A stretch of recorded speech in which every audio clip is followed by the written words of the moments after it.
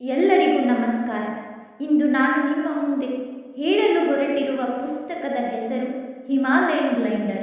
ಇದು ಬ್ರಿಗೇಡ್ ಜಾನ್ವಿ ದಳವಿಯವರು ಬರೆದ ಪುಸ್ತಕವಿದು. ಇದನ್ನು ಕನ್ನಡಕ್ಕೆ ಅನುವಾದಿಸಿದವರು ರವಿ ಬೆಳಗೇರಿಯವರು. ಹಿಮಾಲಯನ್ ಬ್ಲೈಂಡರ್ ಇದು ಒಬ್ಬಿಬ್ಬ ಯೋಧನ ಕಥೆಯಲ್ಲ, ಸಹಸ್ರ ಯೋಧರ ನೆತ್ತರ ಗಾದೆ. 1962ರ ಚೀನಾ ಭಾರತ ಯುದ್ಧದ ಚಿತ್ರಣ. ಸರಿಯಾದ ಯೋಜನೆ ಇರದೆ ಶತ್ರು ಕುತ್ತಿಗೆಗೆ ಕೈ ಹಾಕುವವರೆಗೂ ಶಾಂತಿ ಮಂತ್ರ ಜಪಿಸುತ್ತಾ ಕೊನೆ ಗಳಿಗೆಯಲ್ಲಿ ಯುದ್ಧ ಮಾಡಿ ಎಂಬ ದಿಲ್ಲಿ ರಾಜಕಾರಣಿಗಳ ರಾಜಕೀಯ ಸುಳಿಯಲ್ಲಿ ಸಿಕ್ಕಿ ಕೊಚ್ಚಿ ಹೋದ ತಮ್ಮ ವೀರತ್ವವನ್ನು ಪ್ರದರ್ಶಿಸಲು ಅವಕಾಶವೇ ಸಿಗದೆ ಚೀನೀ ಸೈನಿಕರಿಂದ ಹತರಾಗಿ ಹಿಮದಲ್ಲಿ ಹಿಮವಾದ ನಮ್ಮ ವೀರ ಯೋಧರ ನೆತ್ತರ ಕಥೆ ಇದು.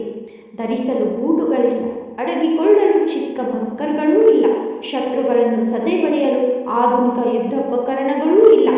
ಕೈಯಲ್ಲಿ ಇದ್ದ ಬಂದೂಕುಗಳು ಆಟಿಕೆಗಿಂತಲೂ ಕಡಿಯಾಗಿದ್ದವು.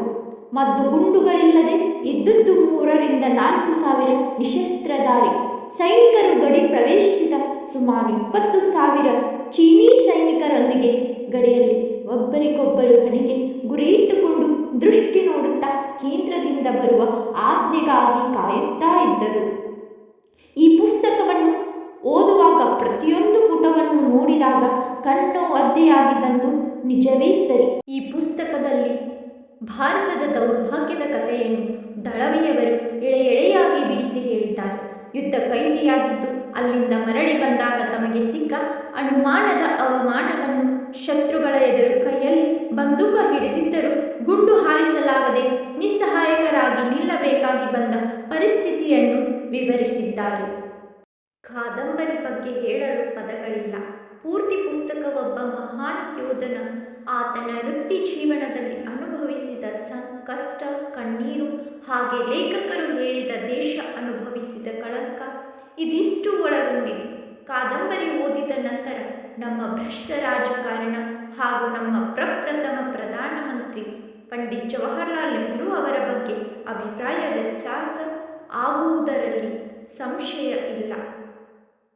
ಭಾರತದ ಗಡಿಯಲ್ಲಿ ನಮ್ಮ ನಿಸ್ಸಹಾಯಕ ಯೋಧ ಜೇಬಿನಲ್ಲಿದ್ದ ಕಟ್ಟ ಕಡೆಯ ಕಾಡತೂಸನ್ನು ಶತ್ರುವಿನೆಡೆಗೆ ಪೈರ್ ಮಾಡಿ ಆ ನಂತರ ಏನು ಮಾಡಲಾಗದೆ ಹಿಮಕಾಡಿನ ಬಟಾಬಯಲಿನಲ್ಲಿ ಚೀನೀ ಸೈನಿಕರು 4 ಕಡೆಯಿಂದಲೂ ಸುತ್ತುವರೆದು ಪ್ರಾಣಿ ಬೇಟೆಯಾಡಿದಂತೆ ಬೇಟೆಯಾಡಿ ಕೊಂದು ಬಿಟ್ಟರು. ಅದೇ ದಿನ ಸರಿಯಾಗಿ ನಮ್ಮ ನಾಯಕರು ಭಾರತದ ಬಾಗಿಲಿಗೆ ರಜೆ ಚೀಟಿ ಅಂಟಿಸಿತ್ತು. ಇಡೀ ದೇಶ ರಜೆಯಲ್ಲಿತ್ತು. ದಿಲ್ಲಿ ಬೆಚ್ಚಗೆನೆ ಮಲಗಿತ್ತು. ಆ ಯೋಧ ಜೈ ಹಿಂದ್ ಎಂಬ ಧ್ಯೇಯ ವಾಕ್ಯ ಉಚ್ಚರಿಸಿ ಕೊನೆ ಉಸಿರೆಳೆದ. ಪುಸ್ತಕ ಓದಿದ ಪ್ರತಿಯೊಬ್ಬ ಓದುಗನಿಗೂ ಆ ಸೈನಿಕ ಕೇಳುವ ಪ್ರಶ್ನೆ, ನೀನು ನೆಹರುವನ್ನು ಕ್ಷಮಿಸಿಬಿಟ್ಟೆಯಾ? ಈ ಪುಸ್ತಕವನ್ನು ಓದುತ್ತಾ ಹೋದಂತೆ ಪ್ರತಿ ಘಟನೆಯು ಮನಸ್ಸಿನಾಳದಲ್ಲಿ ಅಚ್ಚಾಗುತ್ತಾ ಹೋಗುತ್ತದೆ. ದೇಶಕ್ಕಾಗಿ ಹೋರಾಡುವ ವೀರ ಯೋಧರಿಗಾಗಿ ಮನ ಮಿಡಿಯುತ್ತದೆ. ಇಂತಹ ಪರಿಸ್ಥಿತಿ ಇನ್ನೆಂದಿಗೂ ಯಾವ ದೇಶಕ್ಕೂ, ಯಾವ ಸೈನ್ಯಕ್ಕೂ, ಯಾರಿಗೂ ಬಾರದಿರಲಿ ಎಂದು ಬೇಡುವಂತಾಗುತ್ತದೆ. ಈ ಕೃತಿ ಓದಿದ ನಂತರ ಒಂದಷ್ಟು ನಾಯಕರ ಬಗ್ಗೆ ಇರುವ ಗೌರವ ಕುಗ್ಗಿ ಆ ವ್ಯಕ್ತಿತ್ವವೇ ಸುಳ್ಳೇನೋ ಅನಿಸಿದ್ದು ವಾಸ್ತವ.